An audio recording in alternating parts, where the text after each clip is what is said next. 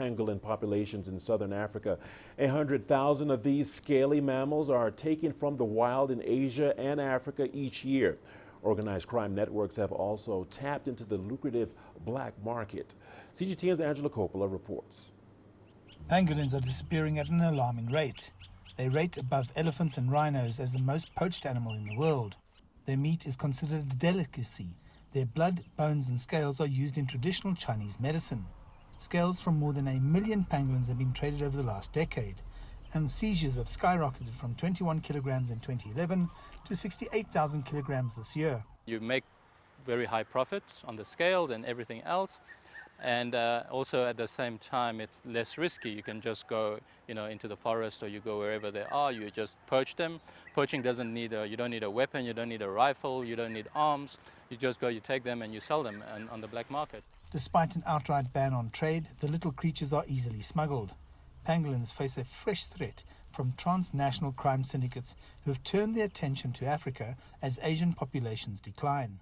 When you look at seizures, for instance, when you have such and such container was seized in Singapore contains 2 tons of scales, very often you will see that there's other things linked to the scales. It could be rhino horn, could be ivory, could be arms. Very often you'll find even human beings are being trafficked in such containers. Very difficult, meaning that if such information isn't brought forward, we wouldn't know of the pangolins, because a buyer who's in a black market and a seller who's selling in the black market, none of these guys are going to rat each other out unless the seller first attempts to sell to a wrong person, someone that works with us.